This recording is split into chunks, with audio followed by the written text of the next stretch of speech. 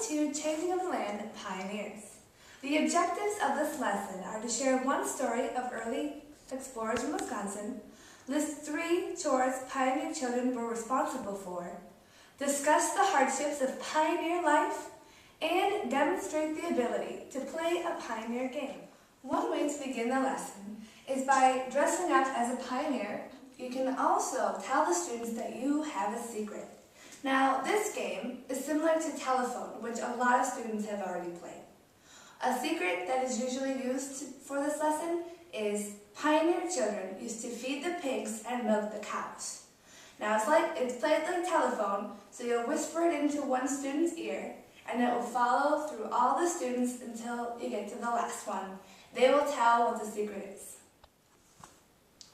After that activity, you'll want to move on to Explorers and the Voyageurs activity. This is just a way to get the students focusing on what it meant to be an explorer today and in the 1800s, and how it has changed. At this point, you're going to want to mention Jean Nicolet and his relationship to the Native Americans, as well as Marquette and Joliet with their transportation methods on the river. The next activity is going to be the fur trade activity. This will be where you share some of the history of the fur trade in Wisconsin and its effects on the natural environment. At this point, pass the pelts around. The next part of the lesson is the Immigrants Activity.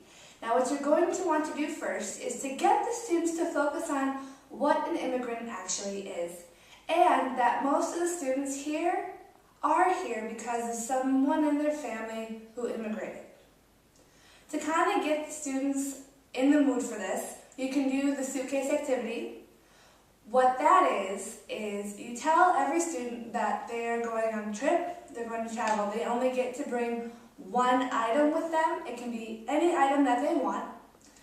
After everybody has thought of the item they want to bring and they have shared it with the group, you'll tie that into what immigrants brought with them or what they may not have brought with them. Next, you want to share with the students an immigrant letter from a Norwegian family. Now, in order to keep the attention of the students, you'll want to ask them for their help. Every time they hear something interesting or something that amazed them, have them clap once or snap their fingers once. At the end of the letter, you'll have a discussion about what they thought was amazing and why. At this point, you're going to want to get the students to focus on some chores and responsibilities that they would have at home. Maybe they even get an allowance. Then you'll list some chores that pioneer children had to do. This is where you introduce the Getting Butter activity. This activity lists the steps needed to be done to enjoy butter. So after, you can have the students guess which chore would be done by which member of the household. The next game that we're going to be playing with the students is the simulation game. And this is where you introduce the Homestead Act and the realities faced by taking chances on land in northern Wisconsin during that time. The materials needed for this lesson are going to be the poker chips representing the grain, the money, the name tags that have the names of the family members, water buckets, and the tree cookies.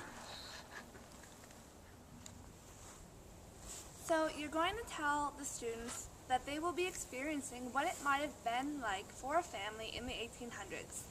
The students pick the country they're from and the role they played.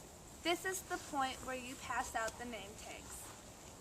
A field like this will be set up with about 10 to 15 tree cookies, sometimes 6, depending on the age of your students and the group size. For the simulation game, you're going to want to explain the rules ahead of time so everybody knows what they're supposed to do. This includes going over the safety precautions, especially when carrying the tree cookies. So after the tree cookies have been removed, it's time to plant the seeds. Now the seeds are those poker chips. They can be red or white. One has stars, one does not. The stars simply represent that they are going to be receiving money when they harvest the crops. But don't let the students know that ahead of time. After the seeds have been planted, it's time to water. So you're going to separate the group into 2 groups using the water buckets. They will walk down to Anderson Lodge and fill the buckets up with the water and bring it back. So let the students know that this is the way to carry the water buckets.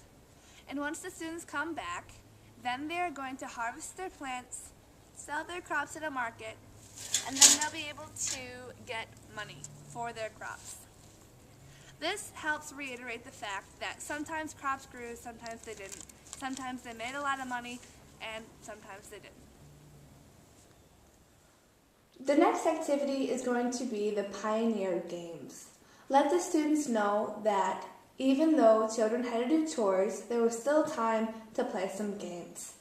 One in particular was Jacob's Ladder. Another game was Drop the Handkerchief, Jacks, and Marbles.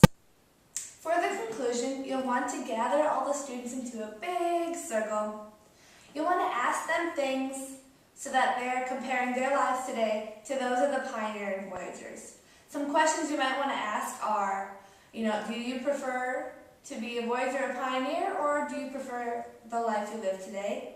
Maybe what they like most about their lives, and maybe what they might not even be able to give up. Also, ask them, how did early pioneers rely on their land for survival?